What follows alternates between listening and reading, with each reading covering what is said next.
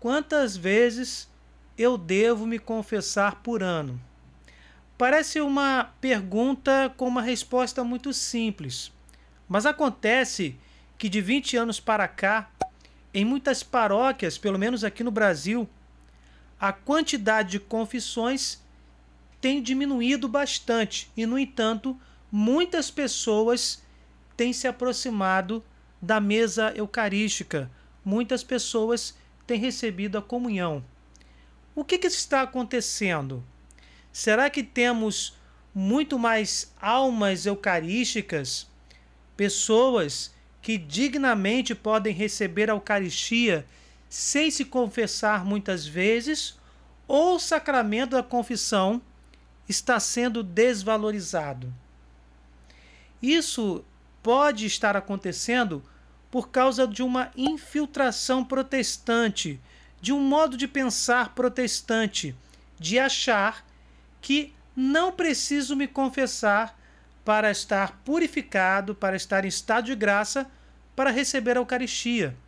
Eu não preciso estar diante de um sacerdote, pedir perdão dos meus pecados, porque Deus é infinitamente misericordioso e prontamente me perdoará, sem eu ter a necessidade de ter um intermediário, de ter um ser humano como eu intermediando esse pedido de perdão.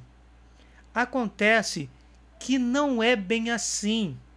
Nós católicos temos uma responsabilidade muito grande, porque deveríamos, na catequese, que é aquele curso que a gente faz antes de receber a primeira comunhão, de receber Jesus presente realmente em corpo e sangue, alma e divindade na Sagrada Eucaristia, naquele curso de catequese, deveríamos aprender que precisamos do sacramento da confissão para termos os nossos pecados perdoados.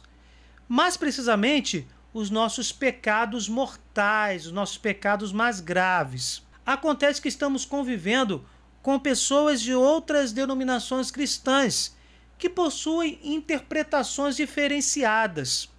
Isso acaba, sim, contaminando a nossa interpretação, que é aquela que está de acordo com o magistério da Igreja e com o poder das chaves entregue a Pedro pelo próprio Senhor Jesus. O sacramento da confissão, assim como todos os demais sacramentos, tem fundamentação bíblica, mas infelizmente outras denominações cristãs, e eu posso colocar aí principalmente as protestantes e as evangélicas, não veem o sacramento da confissão como algo fundamentado nas Sagradas Escrituras. Está lá no penúltimo capítulo do Evangelho de João. Jesus se aproxima dos seus discípulos, já ressuscitado, e diz: a paz esteja convosco. Como o Pai me enviou, assim também eu vos envio a vós. Depois dessas palavras, soprou sobre eles, dizendo-lhes: recebei o Espírito Santo. Aqueles a quem perdoardes os pecados, lhes serão perdoados. Aqueles a quem os retiverdes, lhes serão retidos. A passagem bíblica é claríssima. Depois que Jesus ressuscitou, ele soprou sobre os apóstolos o Espírito Santo, algo que assemelha ao sopro da vida. Que sopro da vida é esse? O sopro que Deus Pai executou sobre o barro modelado e deu vida àquele barro modelado, criando o primeiro homem, Adão. Nós sabemos que há uma linguagem figurada neste conto, afinal são 2 contos da criação em Gênesis. Sobre este assunto, vou deixar um vídeo nosso, link na descrição. De qualquer forma, sabemos sim que a alma humana foi criada pelas mãos de Deus, é de autoria divina, assim como o sacramento da confissão. Jesus sopra sobre os apóstolos. Esse sopro de vida que cria a alma humana também dá a autoridade dos apóstolos e de seus sucessores, os bispos católicos, que, por sua vez, passam esta mesma autoridade aos padres da Igreja Católica ao longo dos séculos, e isso a história não nega. Esse poder, essa autoridade, foi transmitida de geração em geração através da sucessão apostólica e foi uma autoridade instituída pelo próprio Senhor Jesus. Sobre o sacramento da confissão especificamente, também temos um vídeo nosso no canal, link na descrição. Mas o que precisamos saber é que, como todo e qualquer sacramento, o sacramento da confissão foi banhado no sangue de Jesus Cristo. Jesus morreu por cada um de nós, individualmente, e por todos nós, na cruz, para a salvação de todas as nossas almas, de todas as almas. E este sacramento da confissão é especificamente curativo, restaurador. É bem claro na passagem. Jesus Cristo deu a autoridade dos apóstolos e de seus sucessores, deu a autoridade de perdoar ou não os pecados daqueles que se aproximam para pedir perdão a esses sacerdotes. É evidente que ao longo do tempo a liturgia deste sacramento foi sendo aperfeiçoada até os moldes que temos hoje.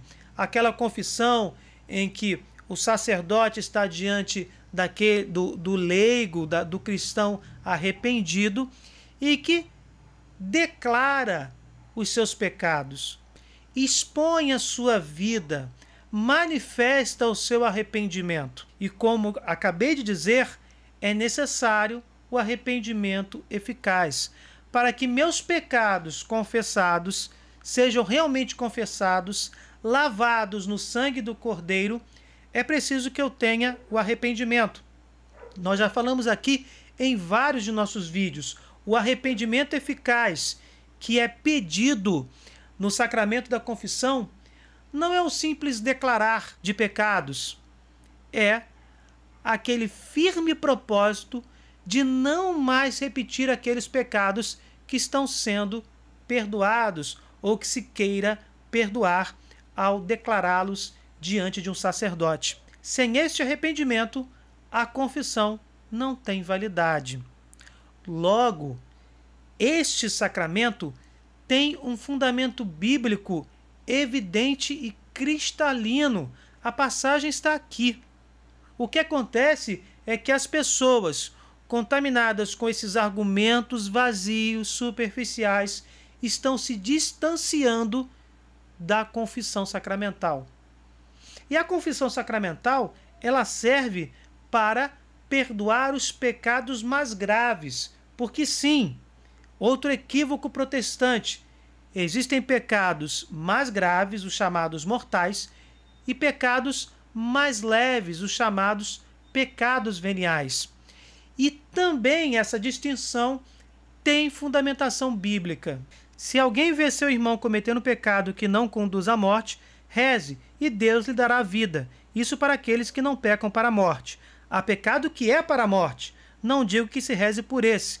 Toda iniquidade é pecado, mas há pecado que não leva à morte. Aqui nós vemos o apóstolo João dizendo que existem pecados mortais que conduzem à morte, morte eterna, obviamente, e pecados que não conduzam à morte, pecados mais brandos, que nos afastam de Deus, mas não completamente.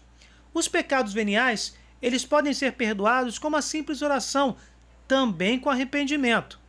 No ato penitencial, por exemplo, no início da missa. Já o pecado mortal, que também é necessário um arrependimento eficaz, nós precisamos nos aproximar do sacerdote, declarar o nosso arrependimento e o nosso firme propósito de não mais repetir este pecado. Se pela dificuldade, pela nossa pequenez, pela nossa corrupção humana, pelas nossas fraquezas, nós repetirmos, nós vamos continuar esta luta e vamos nos aproximar novamente do sacerdote, pedir o perdão, reafirmar esse propósito. mas não podemos achar que o sacramento da confissão é um sacramento vazio, em que basta a simples declaração de pecados. Não, é preciso arrependimento, uma luta interna e convincente, uma luta interna decidida de que vamos buscar não mais cometer aqueles pecados. Então, para terminar, para o vídeo não ficar muito longo, vamos responder a pergunta: quantas vezes eu devo me confessar por ano? Quantas vezes forem necessárias. Não podemos nos afastar da misericórdia divina. O sacramento da confissão é um sinal impressionante de que Deus quer nos salvar, de que Deus procura a nossa restauração espiritual. E colocando os sacerdotes com esta autoridade, é difícil, é muito difícil nos aproximarmos de outro homem que também pode pecar, como médico que pode adoecer também, mas pode nos curar, nos indicando o tratamento correto. Da mesma forma, o sacerdote pode pecar, é um ser humano, é alguém com fraquezas, com limitações como nós, mas tem uma autoridade dada pelo próprio Senhor Jesus. E através do Espírito Santo pode sim nos purificar, porque foi ordenado para isso, inclusive, e tem esta autoridade determinada pelo próprio Senhor Jesus, o Deus encarnado. Então, quantas vezes forem necessárias, este é o número das vezes em que precisamos nos confessar. Basta que tenhamos consciência de termos cometido um pecado mortal. Devemos imediatamente procurar o confessor, o sacerdote, e termos o firme propósito, depois de um exame de consciência salutar, iluminado por esse mesmo Espírito Santo, devemos ter o firme propósito de chegarmos ao sacerdote e nos confessar e lutar para que este pecado não se repita. Portanto, não nos afastemos desta fonte infinita de misericórdia que brota do sacramento da confissão. Eu dou um conselho: se você tem dúvida na conceituação daquele pecado que você cometeu, se aproxime do sacramento da confissão e tire as suas dúvidas com o seu confessor espiritual. Também temos um vídeo aqui no canal que vai fazer essa diferenciação entre pecado venial e pecado mortal. Link na descrição. Não deixem de ver esses vídeos, porque eles nos dão a fundamentação bíblica necessária para nos aproximarmos com consciência dessas realidades espirituais tão importantes para a nossa salvação. Bem, gente, se vocês gostaram, deixe seu like, compartilhem, se inscrevam no canal, fiquem com Deus, desculpem qualquer coisa e até o próximo vídeo.